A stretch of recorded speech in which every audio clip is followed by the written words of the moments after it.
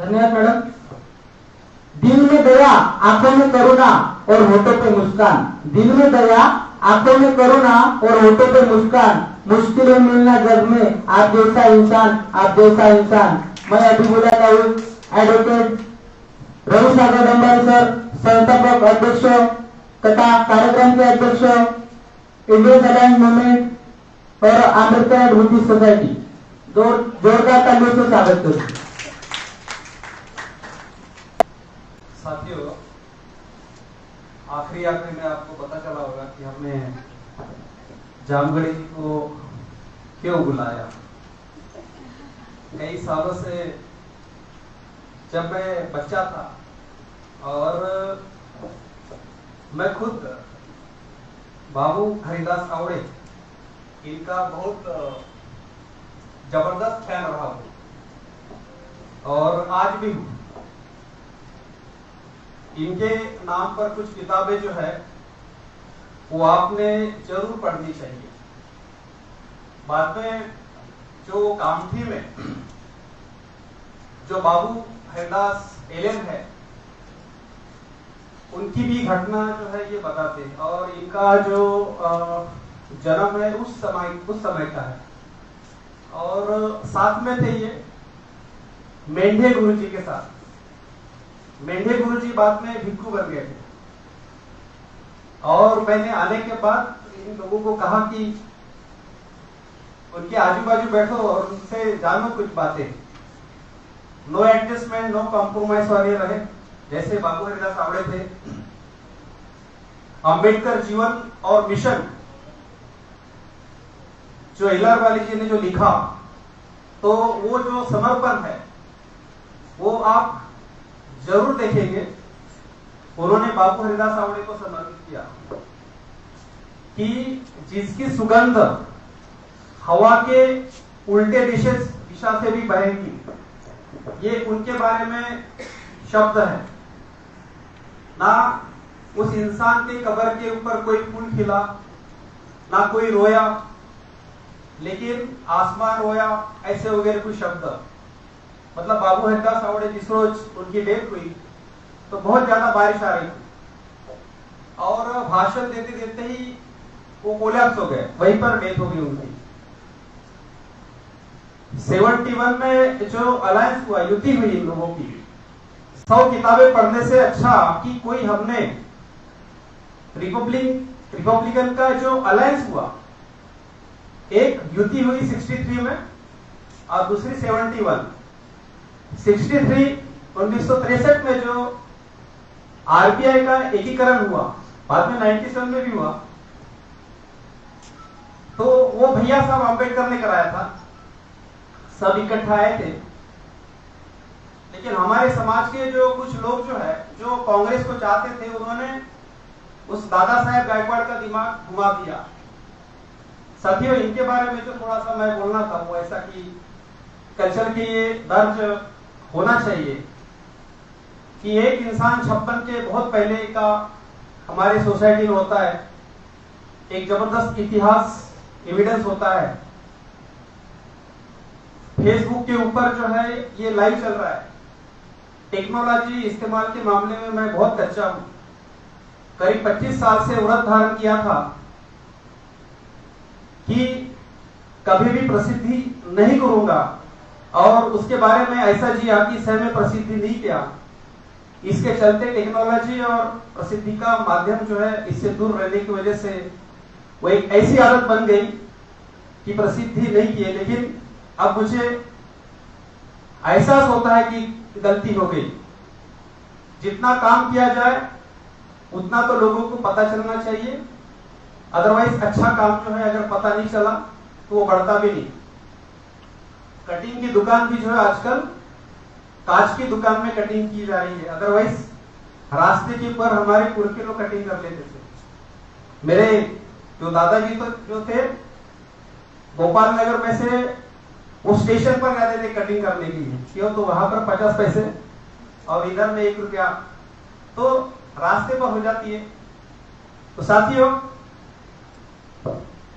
छोटा भी काम करेंगे तो प्रसिद्धि ज्यादा करेंगे, ऐसा कुछ तो भी मामला सब था, जिसकी वजह से प्रसिद्धि और इन सब बातों से मैं दूर रहा। अभी कुछ 1-2 साल के बाद जो टेक्नोलॉजी जो है हम उसको कैच कर ही लेंगे, जैसे जैसे मैन पावर बढ़ेगा। और आपको तो जैसा मालूम है कि यहाँ पर बगैर ट्रेनिंग से हम लोग जोड़ नहीं रहे। अदरवाइज एक ऑर्गेनाइजेशन का मैं जो फाउंडर हूं, हेड हूं, जो एक परफेक्ट लीडरशिप देने के विचार में हूं मैं, तो कौन नहीं चाहेगा कि सभी लोग इस ऑर्गेनाइजेशन में जुड़े? कौन ऐसा नहीं चाहेगा कि भैया ऑर्गेनाइजेशन बड़े फट फट फट फट, ये भी जुड़े, ये भी जुड़े, ये भी जुड़े। हमने कार्यकर्ताओं को जो है होल्डिंग के ऊपर रखा हुआ है। बड़ी विचित्र पॉलिसी है। इसको करने के लिए जो दम और धीर बाबा साहब ने बोले, तो बार बार उसको मुझे देखना पड़ता है। तो जानकारी जी जो है, ये उस जमाने के जब बाबू हरिदास एलेन को टीबी हुई और टीबी होने के बाद डॉक्टर ने प्रिस्क्राइब किया कि आपको ये जो दवा है, टीबी की दवा बहुत भारी थी, यह जो दवा है यह दूध में लेना है। वो घटना बताते हैं, आपने शायद नहीं पूछा इसलिए उन्होंने बताया भी। लेकिन 15 पैसे का दूध आता था, 1 पैसे का, देखिए 1 पैसे का वो जो दूध आता था, तो 1 पैसा भी उस आखिरी के समय में बाबू हरिदास एलेन इनके पास नहीं था, क्योंकि जो वैद्य है उसने बताया था कि जो 1 पैसे की, मतलब ये जो दूध है, ये दवा इसी दूध में लेनी है। उनका जो एक चेला है, परम भक्त मेंढे गुरुजी, बाद में वो भिक्खु बन गए थे, दीक्षा भूमि और इस साइड में वगैरह बहुत प्रचार करते थे। उनका चेला परम भक्त, वह भी इतना ज्यादा गरीब कि उसके पास भी पैसे नहीं थे। क्या किया होगा उसने? 38 की बात है, 5-6 साल से उन्होंने बलभीम, जो वहां के जो कामठी एरिया है, तो सलाम वालेकुम, तो वालेकुम अस्सलाम जो आता था, तो उस बाबू हरिदास एलेन ने जान लिया कि ये जो इंसान है बाबा साहब अम्बेडकर, ये हमारा उद्धार करता है। क्योंकि बाबा साहब एंड रमाई, यह टर्मिनोलॉजी 1927 में बाहर आ चुकी थी। उस इंसान ने आइडेंटिफाई किया, और वो जो नारा है, तो जय भीम बोलने के बाद बलभीम बोला जाए तो जुबान पलटती नहीं थी। आखिरी के 2-3 महीने में उन्होंने कहा कि आपकी जुबान कभी पलटने वाली नहीं है, जय भीम के बदले में आप जय भीम बोलिए। तो आखिरी के 1-2 महीने के प्रयोग के बाद जो है, जो हमारे सोसाइटी में जय भीम इस्टेब्लिश हुआ। हालांकि अभी आजकल कुछ जय भारत, जय मूल्यवासी, जय मानव, इस टर्मिनोलॉजी के तरफ हम लोग जाने के विचार में हैं। जब तक समता, स्वतंत्रता, बंधुता और न्याय, मतलब वो एक भले ही व्यक्तिवाचक हो, लेकिन वो अब एक क्रांति बन गई, एक मूवमेंट बन गई दुनिया में। जब तक प्रस्थापित ना हो, तब तक तो जय भीम की जरूरत होगी। इसलिए इसके अलावा कोई जो टर्मिनोलॉजी अगर कोई लाने की सोचता है, तो भैया उस जय भीम के कुछ जो अर्थ लगा ले। तो वो जो 1 पैसे का जो दूध है, उस टाइम में उनकी कंडीशन खराब और इनकी भी कंडीशन खराब। इसने मेंढे गुरुजी ने ये किया कि दूध में दवा देना जरूरी है, इसलिए वो गया और अपने बीबी के आंख के ऊपर का दूध निकाल के उसने लाया, उसमें दवाई दिया। ऐसे लोग थे और इसके भरोसे वो जो है सारी मूवमेंट चलती है। और ऐसे ईमानदारों की जो संख्या बहुत ज्यादा होती नहीं और बहुत ज्यादा हो भी नहीं सकती। तो साथियों, वो जो आदमी जो सोच रहा है कि मैं जाके दूध दूं, कैसा होगा वो आदमी मेंढे गुरुजी, और कैसी होंगी वो औरत, वो भी अपना दूध देती है निकाल के। तो ये घटना वो बताते हैं। जब मैंने एक बार ये घटना बताया और भाऊ लोखंडे इस घटना को बार बार बता देते, हमेशा बताते थे। और ये घटना जब मैंने जामगढ़ी जी को एक बार बताया, क्योंकि मेरे पिताजी की वो फ्रेंड थे, मेरे यहाँ आना जाना करते थे। मेरे पिताजी की जो है नो एडजस्टमेंट नो कॉम्प्रोमाइज, इस तरीके का सारा कारोबार था। तो ये घटना जब मैंने इनको बताया तो बोले वो घटना प्रत्यक्ष मुझे पता है, मैंने किताबों से पढ़ा, उनको प्रत्यक्ष मालूम। तो ऐसे वो प्रत्यक्षदर्शी, जिसकी वजह से no adjustment no compromise no surrender no hijack, ऐसे कुछ जो लोग होते हैं सोसाइटी में, उनमें से जामगढ़ी जी, उन्होंने इस विषय को जो रखा, थोड़ा इतिहास जो है थोड़ा बहुत बताया, क्योंकि ये विषय एक दिन में खत्म नहीं होता है। इसके बारे में जो कंफ्यूजन है समाज में बहुत ज्यादा। सातरडे मैडम ने जो रिपब्लिकन का अंदर का मतलब एम्स एंड ऑब्जेक्ट्स, एक इंसान ने कितना बड़ा लिखना चाहिए, ओपन लेटर में बाबा साहब ने उसको लिखा। और मराठी का वो जो लेटर है ओपन लेटर, मराठी के उस लेटर का अर्थ आज तक हमें समझ नहीं आया की भारतीय जनतेला दिलेले खुले पत्रक आणि भारतीय जनतेला दिलेले खुले पत्रक का वो जो संविधान है, तो साथियों संविधान खतरे में है। आरबीआई का संविधान कितने खतरे में बताइए? आरबीआई का संविधान कचरे में। कौन जिम्मेदार है? ये जो कचरे में संविधान है, ये बाबा साहब ने लिखा। जरूर इस कचरे में होने का कारण बाबा साहब ने इसको घटिया लिखा होगा, यही इंफेरेंस निकालेंगे ना हम लोग। तो साथियों इसके बारे में बहुत थोड़ी सी बातें जो है मैं इस पे आज बोल पाऊंगा। रिपब्लिकन के पूरे साल भर के कैडर कैंप हो रहे, कोई एक महीना नहीं हो रहा है जब कैडर कैंप नहीं हो रहे। नाम भले इंडियन अलायंस का होता है, लेकिन वहां आने के बाद लोगों को मालूम पड़ता है कि रिपब्लिकन वाले हैं। शाम को क्वेश्चन आंसर का सेशन होता है, जितने सवाल पूछने आप सवाल पूछ सकते हो, लेकिन मुझे सवाल भी शाम को नहीं पूछते। बाम सेब के लोग भी बैठते, बीएसपी के बैठते, रिपब्लिकन वाले भी बैठते, एसएडी वाले भी बैठते, सभी लोग बैठते, लेकिन शाम को सवाल नहीं पूछते। इसके बारे में मैं कोई एक दो वाक्य नहीं बताऊंगा आपको, मैं सीधे सीधे आगे जाता हूं कि आज तो मैं रिपब्लिकन का एक कैडर कैंप ले रहा हूं, लेकिन एक जमाने में सबसे ज्यादा क्रिटिसाइज जो है वो हम ही करते थे। मेरे पिताजी रिपब्लिकन वाले थे, लेकिन मैं कांशीराम के साथ घूमता था। मैं बीएसपी वाला था, मुझे बाम सेब अच्छा लगता था। कितनी सीडी परचेस किया मुझे पता नहीं हुआ, मैं मेश्राम की बहुत पढ़ा, बेलगा मोती न्यायपालिका, अभी भी शब्द पता है मुझे, वो भी अच्छा लगा। और बाद में जो है वो एम्बस कहीं पर भी सोए खाए पिए, आधा इंडिया घूमे, कैडर कैंप लिए, वहां का तो मैं संपादक था।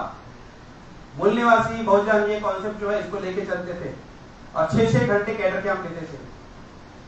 ये तो अच्छा हुआ, बाद में छोड़ने के बाद जो जो दिमाग में था, ना दिमाग में कांशीराम रखना, ना गोयनका रखना, ना वामन मेश्राम, इस तरीके से पढ़ने के बाद मालूम पड़ा कि हमसे बहुत बड़ी भूल हो गई। पॉजिटिव तरीके से पढ़े, अदरवाइज क्रिटिसाइज किया। इसी रोड से जब जाते थे तो बोले इस गद्दार का पुतला जो है हमने यहाँ पर क्यों लगाया, दादा साहब गायकवाड़ का। लेकिन आपको बता दूं कि जब मैंने निरपेक्ष होकर जब पढ़ा, आप जो लोग आज जो रोटी खाते हो ना, हम जो लोग रोटी खा रहे ना, ये दादा साहब गायकवाड़ की बदौलत खा रहे। जिसकी रोटी तोड़ रहे हैं, हमें पता ही नहीं हम कितना ज्यादा उसको उस आदमी को धिक्कारे, और खाली इस बात के लिए कि एक सीट के लिए उस आदमी ने ये किया।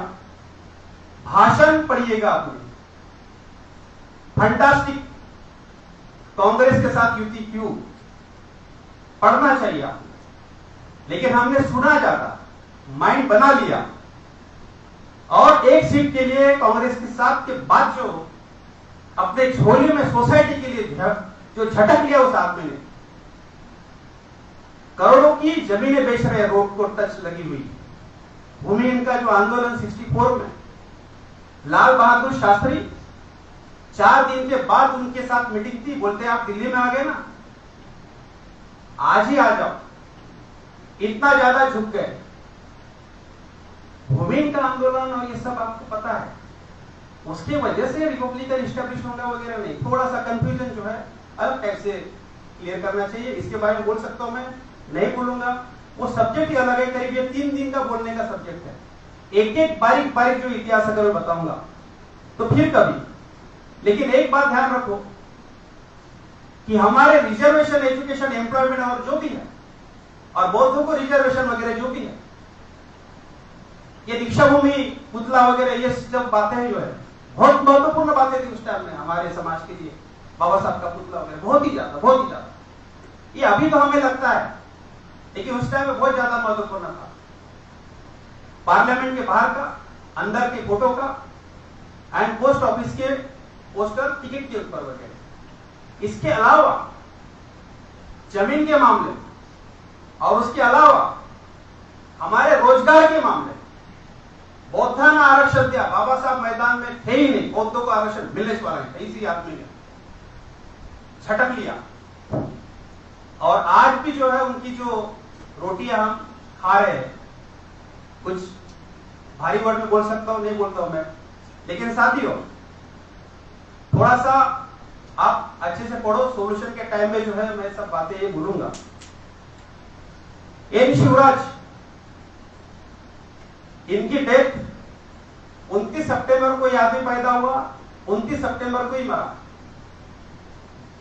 उसी रोज, और ये आदमी दिल्ली में मरा। इनके नेतृत्व में भूमिहीन का आंदोलन, देखिए गफलत मत करिए, सिंघू बॉर्डर पर मैं था, वो किसानों का आंदोलन था। सिंघू बॉर्डर पर जो था वो किसानों का, मैं बोलता हूं किसानों का भी नहीं, सिखों का था। गया था मैं, वो सिखों ने और गवर्नमेंट ने आप लोगों को छुट्टियां बना के रख दिया और बन गए। क्या कैसे फिर बोलेंगे, क्योंकि अदरवाइज समय का ध्यान रखते हुए मुझे बोलना है, अपने सारे पॉइंट्स, मुद्दे कवर नहीं होंगे, कुछ छोड़ दूंगा मैं। तो सिखों का आंदोलन जो है, मतलब किसानों का आंदोलन, जो ऑलरेडी किसान है, यह भूमिहीनों का आंदोलन। क्या इसको डील कर लिया हमने? रिपब्लिकन के समय में जो है झोपड़पट्टियां बसी, उसके बाद क्या बस पूरे भारत में। और जो कल्टीवेबल वेस्ट का जो आंदोलन चला, उसके बाद किधर है? अभी जामगढ़ जी ने बताया ना, nationalisation of land and industry, ये भी तो था उनका विषय। इनका क्या बाबा साहब का था, किधर है? इंश्योरेंस का करने के बाद वो तो प्राइवेट सेक्टर में फिर से गया। तो साथियों, एन शिवराज मद्रास का आदमी फील्ड में मरा, इसलिए हमने जो आसपास के जिन लोगों की जो डेथ हुई, उनको हमने एक श्रद्धांजलि और आदरांजलि का एक प्रोग्राम कर दिया छोटा सा। पहले एलआर वाली का, जो कभी भी जिंदगी में एडजस्टमेंट नहीं किया उस आदमी ने, एकदम अलिप्त जिंदगी। अगर बाम सेब के स्टेज पर भी जाएगा तो बोलेंगे आप गड़बड़ हो। वो एन शिवराज, उनके बारे में बताया, वो बाहर, उनकी बेटे बाहर हुई। फिर बैरिस्टर राजाभाऊ खोब्रागड़े, उनका जन्मदिन 25 सितंबर जो गया, बाद में 30 सितंबर, 2 दिन पहले इनकी डेथ घर के बाहर हुई। फिर से विमल सूर्य चिमनकर 11 साल से घर के बाहर ही थे, बिहार में मरा आदमी वो। अब घर किधर, बीवी बच्चे किधर, वो बाहर में मरा। अभी 2-3 दिन पहले जो प्रोग्राम लिया, नया आयाम देने वाले, सही शब्द है, कुछ और जोड़ना चाहिए, फिर कहीं बोलूंगा। लेकिन उसके बाद एक और कौन सा किसको दिया हमने? हाँ, उनके बारे में आखिर बोलूंगा ना। एलआर वाली हो गए, बैरिस्टर राजाभाऊ खोब्रागड़े हो गए, और कौन? विमल सूर्य चिमनकर, ठीक है, जोगेनाथ मंडल।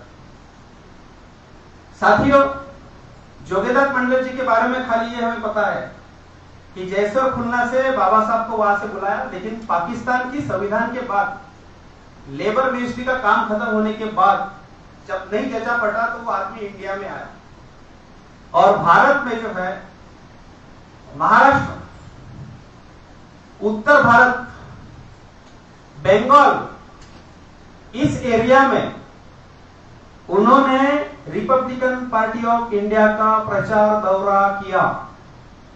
68 में यह इंसान फिर से घर के बाहर डेथ हुई और उनका जो दिन है डेथ का, अब ये सामने का 5 अक्टूबर। जैसर खुलना जो उस साइड से जो बाबा साहब चुन के आए थे, संविधान सभा पर बाबा साहब महाराष्ट्र से गए थे, ऐसा मेरा कहना है। जैसा उधर से गए थे, ज्यादा टाइम इधर से है, तो इधर से बाबा साहब 3 बार चुन के आए महाराष्ट्र से। तो उसके अंदर में फिर कभी बाद में देखेंगे, लेकिन हमने सुनी सुनाई हुई बातों के ऊपर बहुत ज्यादा भरोसा कर लिया। आज टाइम पास हुआ कि नहीं हुआ बताइए? हुआ है। तो इस तरीके से ये जो बुद्धिवादी जो मूवमेंट जो चला in the name of intellectual, enlighten, highly intellectual शब्द भी आए। बुद्धिवाद ऑफकोर्स बुद्ध की देन है, लेकिन इसके लिए नहीं है माय डियर फ्रेंड कि आप सही को गलत और गलत को सही साबित करो, उसके लिए नहीं है। रैशनलिज्म है, उसके लिए नहीं है। बुद्धिवाद और भावनिक मूवमेंट जो है वो साथ में चलनी चाहिए और वो चलती है, और कम से कम अनुयायियों को यही करनी चाहिए। अदरवाइज बुद्धिवादी आदमी जो है दुनिया में क्या कम पैदा नहीं हुए, लेकिन दुनिया को शेप देने का काम जो है उन लोगों ने क्या कुछ किया ये आप देख सकते, उसके अंदर नहीं जाता हूं मैं। रिपब्लिकन का ये जो मामला हुआ, जो एक स्टैग्नेंट पॉइंट आता है, बाबा साहब ने बोले, एक व्यग्र परिषद बुद्ध ने कहा, बाबा साहब ने तो स्टैग्नेंट पॉइंट का, बुद्ध ने व्यग्र परिषद का। स्टैग्नेंट पॉइंट मूवमेंट में ऐसा आता है, ऑर्गेनाइजेशन में, सोसाइटी में ऐसा आता है कि कोई किसी का नहीं सुनता, यहां तक कि बाप बेटे की नहीं सुनता जो सगा है, भाई भाई की नहीं सुनता, मां बेटी की नहीं, बेटी मां का नहीं सुनता, तो कार्यकर्ता का कहां सुनेगा? उसका तो ब्लड रिलेशन नहीं है। लीडर का कहां सुनेगा?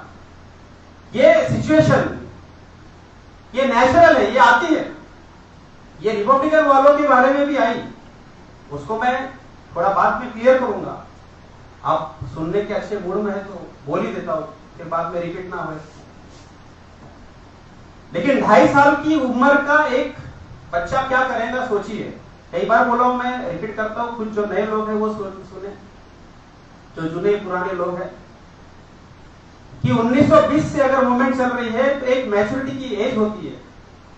बाबा साहब के साथ वो लोग रहने की वजह से हमारी और आपके एस्पिरेशन बढ़ गए उनके साथ। ये आपकी और हमारी अपेक्षा बढ़ी कि बाबा साहब के साथ रहने की वजह से ये आदमी आइडियोलॉजिकल बहुत अच्छा होगा। ऐसा कैसा होगा? नहीं हो सकता भाई। बुद्ध के साथ छन्ना था और कई लोग थे। तो जैसा सब्जी में एक चाटू होता है, उसका टेस्ट उस चाटू में नहीं आ सकता, तो महामानव महापुरुषों के साथ कोई लोग जो होते हैं तो खाली वो ज्यादा जानकारी और सब बोल सकते हैं, लेकिन जिस तरह से महामानव महापुरुष जो चलाते वैसा वो चलाएंगे इसकी गारंटी नहीं होती। ये मूवमेंट चलाने के बाद ये बात आई जाती है। 1920 से चल रही है मूवमेंट, 3000 साल की उनकी चल रही है मूवमेंट। 3000 साल की हिसाब से अगर मान लो मैच्योरिटी की उम्र उनकी अगर 30 साल की पकड़ते और ये 2.5 साल का बच्चा, ऐसी इसकी अकल है, आप उनसे अपेक्षा करते हो ये अच्छा करेंगे? ये डुबा देंगे। धर्मांतर कर लिया इन लोगों ने, इसके वजह से इनके ऊपर 10 गुना अन्य अत्याचार बढ़ गया। ना प्लॉट है, ना फ्लैट है, ना एजुकेशन है, ना रिजर्वेशन है, ना विहार के लिए जगह है। ऐसे में अन्य अत्याचार डबल हो गए। बाबा साहब मैदान में नहीं है, जो वन वे खाली झंझावात एक आदमी वो नहीं है। सारी की सारी जिम्मेदारी इन लोगों के कंधे पर आन पड़ी, जो एकदम कमजोर कंधे हैं। ऐसा समझो 2.5 साल का बच्चा जिसका माँ और बाप एक ही है, मर गया, उनसे अगर आप अपेक्षा करते हो जो उंगली पकड़ के चलता है, वो 1 नहीं, 2 नहीं, 10 नहीं, कई गलतियां करेगा। उस आदमी को अभी पॉलिटिकल पार्टी फॉर्मेशन करना है, मेंबरशिप बनाना है, उस आदमी को अभी धर्मांतर धम्म दीक्षा भी करना है, अपना भी एजुकेशन लेना है, कार्यकर्ताओं को, कार्यकर्ता में कुछ जो है मंजिल है, बेईमान गद्दार है, कांग्रेस फोड़ने की कोशिश करते हैं, उनको ही बचाना है, कहां से ताकत नहीं पूर्ति और वो बचा रहे हैं। ऐसे में इन लोगों से हम लोग अपेक्षा करते हैं। बाबा साहब नेहरती जी 2.5 साल का जो बच्चा है वो 1 नहीं, 2 नहीं, कई गलतियां करेगा। अगर आप होते तो क्या करते? आप होते तो क्या करते? उस जमाने के कई जो लोग ईमानदार, वो अभी अभी भी है जिंदा। क्या कुछ तीर मारा उन्होंने? नहीं मारा ना। गए ना हिलाल वाली 2 महीने पहले, 2006 में बीसी कामड़े गए ना, जो राइटिंग में विश्वास करते थे, कैसे अच्छा करना चाहिए आप अपेक्षा करते हो। अब उसी टाइम के अगर मान लो, अगर कंटेम्प्रेरी अगर बोलते उनके, तो क्या तीर मारे? अगर मान लो मान्यवर जी कांशीराम जी जो है कंटेम्प्रेरी है, 34 का जन्म है ना, वो भी 34 1925 इस उम्र के हैं।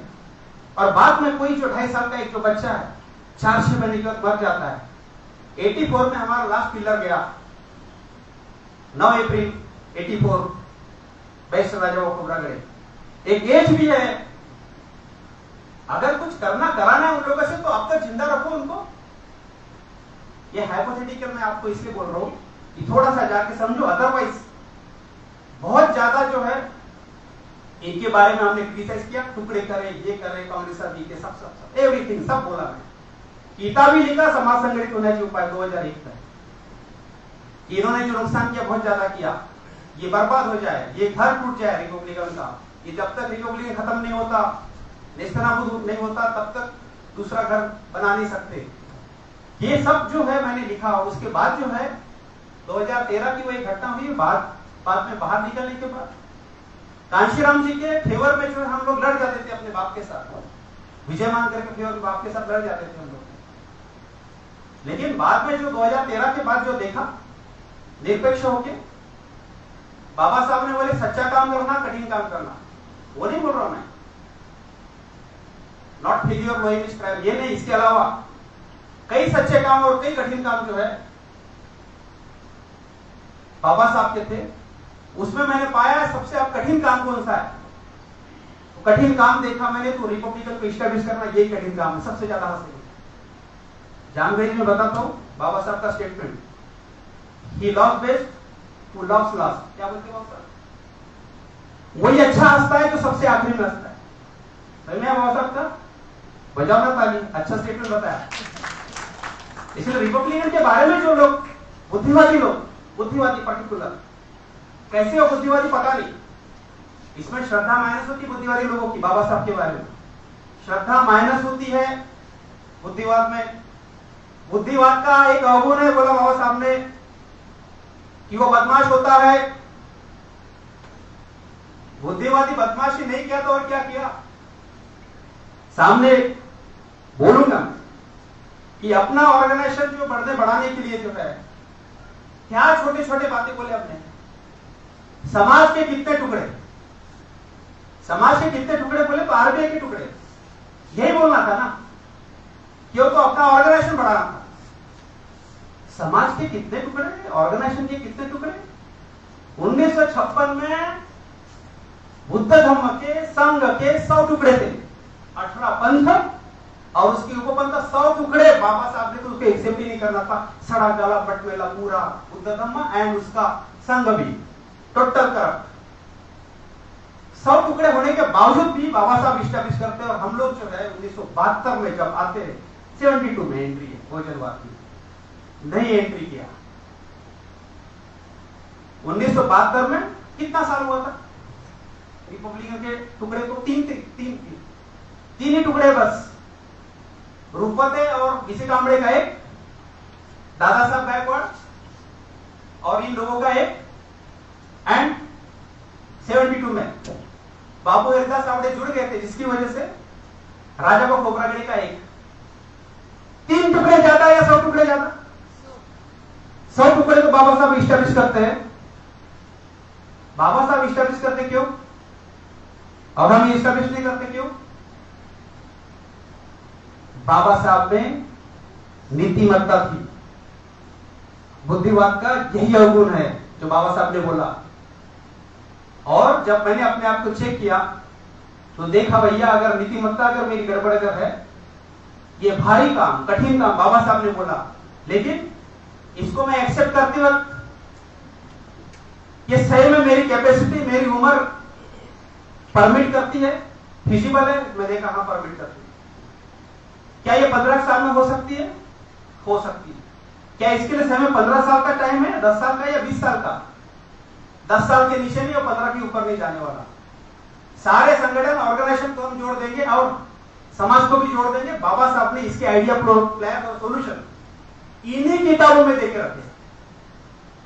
बाबा साहब के उन्हीं राइटिंग एंड स्पीचेस में देखे हैं बाबा साहब। और इसीलिए यहां पर जो हम लोगों ने ट्रेनिंग को जो प्रिस्क्राइब किया, हम लोगों ने जब कैडर कैंप बोला तो कैडर शब्द भी इतना बदनाम हुआ कि लोग पहले बोले थे कैडर कैंप मुझे बीएसपी क्लास है या पॉलिटिकल पार्टी क्लास है। एक तो साल तो हम काम ही नहीं कर सके। 2021 वो तो लॉकडाउन था, लेकिन 2022 इंपीरियल डाटा की वजह से काम नहीं कर सके।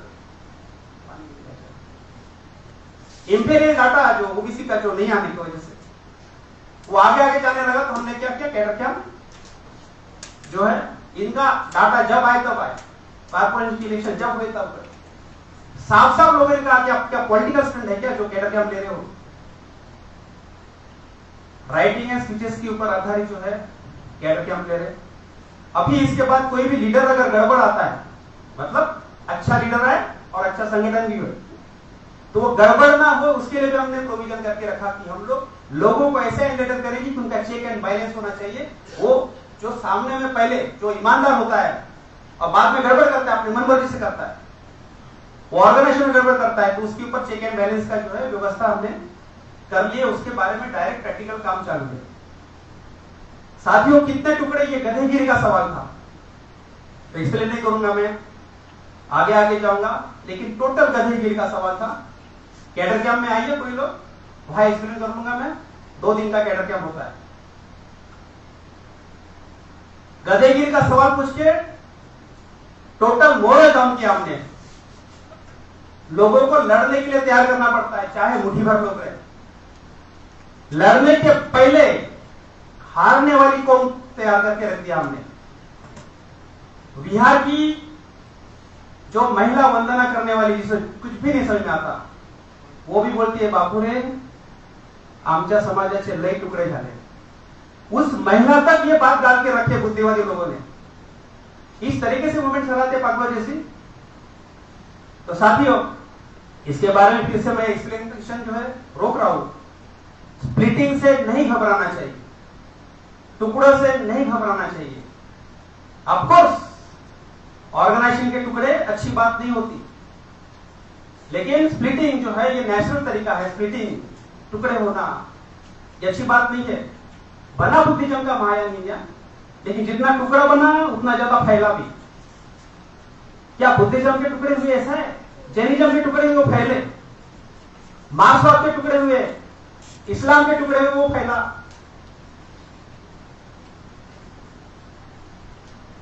आरएसएस के टुकड़े हो रहे क्या? नहीं हो रहे। जवाब देता हूं मैं वहां पर, उसकी क्यों नहीं होते और हमारे क्यों होते। लेकिन आज खाली इतना देखेंगे कि बुद्धिज्म के टुकड़े हुए वो फैला, जैनिज्म के टुकड़े वो फैला, मार्क्सवाद के, इस्लाम के टुकड़े हुए वो फैला। आपको देखने को मिलेगा फारसी कम्युनिटी के आज तक टुकड़े नहीं हो रहे।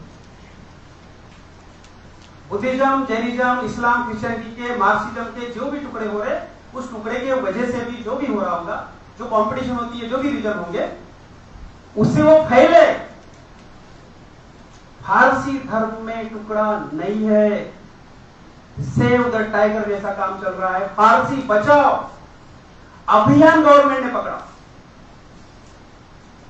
टुकड़ा नहीं हो रहा, फारसी बचाओ के अभियान चल रहा है। आरएसएस के भी टुकड़े नहीं हो रहे। समझ में आ रहा मैं क्या कह रहा हूं? आरएसएस के आदमी को बचा लेंगे हम, ब्राह्मण को। बाबा साहब ने बोले क्या पक्षा सर्वांना एंट्री रहेगा, उसका अर्थ ही समझ में नहीं आया हमको। अगर उसको एंट्री अगर है ना, तो उसके लिए प्रोग्राम से बाबा साहब के दिए हुए उसका अर्थ दिया। और हमने तो क्या किया कि सही में ब्राह्मणों को एंट्री नहीं देने का तो नहीं दिया ना भैया, इतना प्रैक्टिकल जो है हमने जो जिए बहुजनवाद में से नहीं दिया उनको एंट्री हमने, तो ना दो। लेकिन वो मुद्दा बहुत बड़ा नहीं है, उसको बहुत अच्छे से समझने की बात है। वो प्रोग्राम से अलग ब्राह्मण अगर आता है, कम्युनिस्ट भी आ सकता है तुम्हारे ऑर्गेनाइजेशन में, क्या करना चाहिए अगर कम्युनिस्ट अगर आ गया तो उसके लिए प्रोग्राम है। क्या करना है चाहिए अगर गांधीयन आया तो उसके लिए प्रोग्राम है। क्या करना चाहिए अगर ब्राह्मण आया तो कम्युनिस्टों को प्रोग्राम, ब्राह्मण को प्रोग्राम, उन गांधीयन को प्रोग्राम। लेकिन हमको मालूम ही नहीं ना, उसको आने के बाद जो है उससे हम जो है 10 गुना काम करा सकते हैं। एक सिंगल आयोजन में देखता हूं मैं कि रूपा बोधी को जो है ना अपने हिंदुओं के लोगों में जाके अपना आयोजन करना और वहां पर हमने प्रिस्क्राइब किया भाषण देना दिलाना, ये किया क्या हमने? ईमानदार नहीं हो औरत? बाबा साहब बोलते हैं कि अगर वो आता है तो उसके लिए प्रोग्राम दो और उसके एरिया में जो रामायण महाभारत वेद और ये जो सारा जो गणित है इसके बारे में शुरू उसी के हाथ से लगाओ, ज्यादा टर्म होंगे और आप बचे रहेंगे। यही तो कहा था बाबा साहब ने 13 अक्टूबर को कि ब्राह्मणाना पर प्रवेश टाइप का। छोटी सी बात समझ में नहीं आती साथियों। स्प्लिटिंग से गधेगिरी का जो सवाल किया, आज भी बोल रहे हैं हम लोग, ना आरपीआई के कितने टुकड़े बोलो, ना समता सेंटर के बोलो, ना भारतीय बौद्ध महासभा के टुकड़े बोलो, ना बीएसटी के टुकड़े बोलो, ना बामसेन के टुकड़े बोलो, ये इसी साइड के सारे लोग हैं। मेरा मुद्दा समझो, अब कितने टुकड़े बोल के सोसाइटी का जो मोरल डाउन करते, हिम्मत डाउन करते, लड़ने के लिए हिम्मत की बहुत ज्यादा जरूरत होती है। डरे हुए लोगों से आप लड़ाई नहीं जीत सकते। तो साथियों, स्प्लिटिंग से नहीं डरना चाहिए। और जिस रिपब्लिकन के बारे में अभी मैंने बताया कि 2.5 साल का वो जो बच्चा है, अगर आप और हम अगर रहते उनसे ज्यादा टुकड़े करते, उनसे ज्यादा बिकाऊ होते। अब हम ये नहीं बोल सकते उन मुसलमानों जैसे कि या अली हम न थे छाती पीटते हुए, है ना, कि वो मुसलमान बोलते या अली हम न थे, अगर तुम होते तो क्या करते, वो लोग बोलते। तो इसलिए मैं भी बोलता हूं कि 56 के बाद 57 से उस पीरियड के टाइम में जब तक राजा बाबू खोबरा की डेथ होती है, एक 2.5 साल का बच्चा, तीसरे साल में बच्चा जो है मर गया, उसको करने के लिए कोई चांस तो मिलना चाहिए। तो आप अगर होते भी ना तो बहुत ज्यादा नुकसान करते हैं। एक समय जो है वो जाने देना पड़ता है, वो गया, वो दौर गया। अब ये दौर जो है कुछ अलग है। इन कम अकल के जो लोग हैं, जो मैच्योरिटी है, इन लोगों ने इसके बावजूद भी इनकी जो कुछ गलतियां ये हुई कि खाली 15-20 दिन के बाद इन्होंने एक मीटिंग लिया, बहुत बड़ा धर्मांतर का, अहमदनगर में। पहली बार मान्यवर शब्द बाबा साहब के लिए वहां इस्तेमाल हुआ। अब मान्यवर कहां पर जमा हुआ आपको मालूम है। मैं उस आदमी की बहुत रिस्पेक्ट करता हूँ, कांशीराम जी के नाम लेके बोलता हूँ। बहुत ईमानदार, बहुत मेहनत, इतना ईमानदार, इतना मेहनत, इतना खपाना बॉडी को मैंने कहीं नहीं देखा भैया। दिखा भाई प्रोपोगंडा होगा, लेकिन मैंने खुद में जाके देखा और मैं था, लेकिन बाबा साहब की सारी बातें उनको पता नहीं थी। 36 का ना इंडिपेंडेंट लेबर पार्टी मालूम है, ना 36 का उनको व्हाट बी इमेंसिपेशन मालूम है। 36 का मुक्ति किस मार्ग से, 36 का मुक्ति धर्मांतर से, ये नहीं मालूम। सिर्फ एनिमेशन ऑफ कास्ट पता। 36 का न पढ़ने की वजह से, न समझने की वजह से, वहीं पर बाबा साहब ने बोला कि धर्मांतर नहीं करोगे तो रिजर्वेशन जाएंगे। 36 में बोला रिजर्वेशन जाएंगे, कहा 36 में बोला। 91 में गए, मैदान में कौन था, रिपब्लिकन वाले थे। 24 जुलाई 91 खाली फाइनेंस मिनिस्टर थे। अगर हमने उस टाइम से अगर मान लो जो राजा लोग खोबरा गए, चंद्रपुर की छोड़ो, इधर उधर की दीक्षा छोड़ो, पश्चिम बंगाल में वहां जाके वो आदमी दीक्षा देता है। पॉलिटिकल पार्टी का हेड काम क्या है, दीक्षा देने का। राजा बाबू खोबरा गए दीक्षा दे रहे। दादा साहब गायकवाड़ मैटिनी शो जैसे एक दिन में 3 बार, कैसे रोड थे, कैसे जीप में जाते थे, और एक दिन में 3 बार दीक्षा देना। नागपुर के सराउंडिंग में जो है इनके नाम की जो है, इसका अनावरण बाबू हरिदास ने किया, इसका अनावरण राजा गोखबरागर ने किया, बिहारों का फाउंडेशन स्टोन। तो क्या करना चाहिए, सब जो है बराबर कर रहे थे, लेकिन कोई एक एज लिमिट है।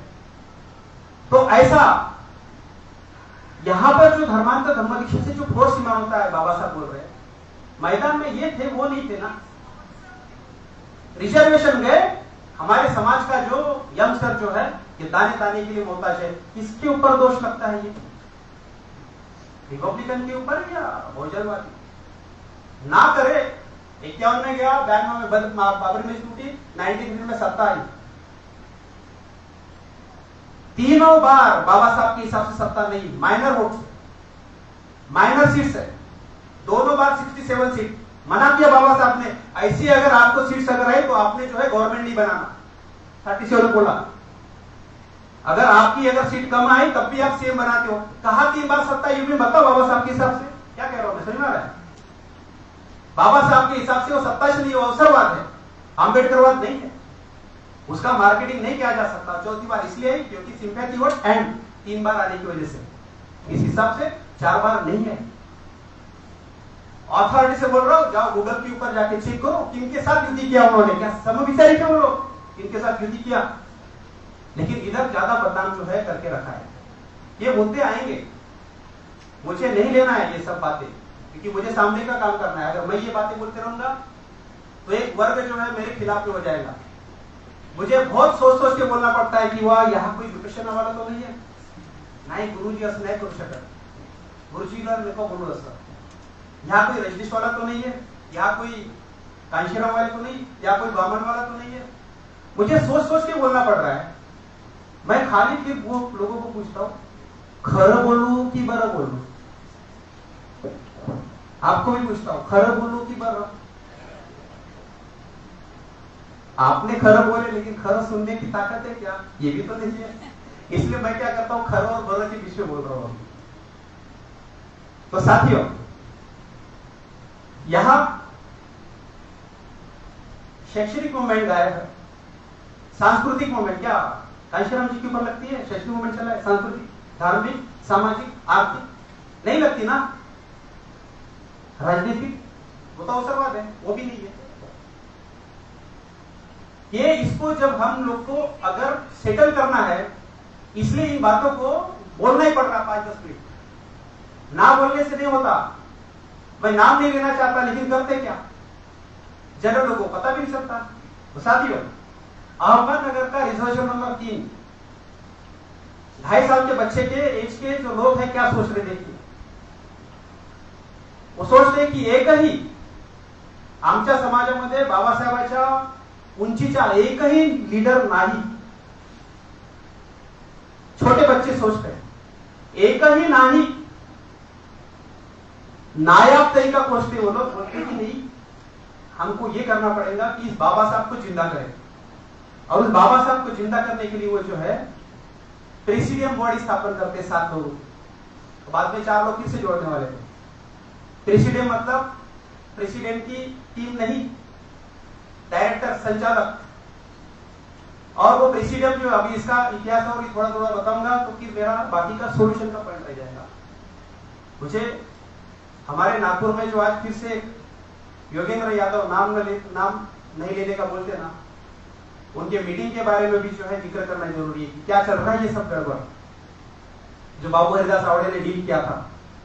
नागपुर का आदमी उस टाइम में गोदिया कितना दूर था, मतलब भंडारा में था, लेकिन उनकी सभा के सामने, मंडप के सामने बाबू हरिदास आवड़े ने पेंडाल लगाया, पूरी सभा के एसबीसी करके, एक कार्यकर्ता उनको नहीं मिलने दिया, जबकि वो आदमी यहाँ आया था। तो हमको इन सब बातों को भी डील करना है। इंडिया नाम की जो चीज है, फिर से चूतिया बनाने की मशीन 1990 से कारोबार चल रहा है, और फिर से बात में जो है इस डेमोक्रेसी को एंड संविधान को बचाना। क्या बहुत कुछ शब्द बोल दिया तो मोदी को रोकना और कांग्रेस को वोटिंग करो। इंडिया को वोटिंग करो, तुम्हारा नंबर कब आएगा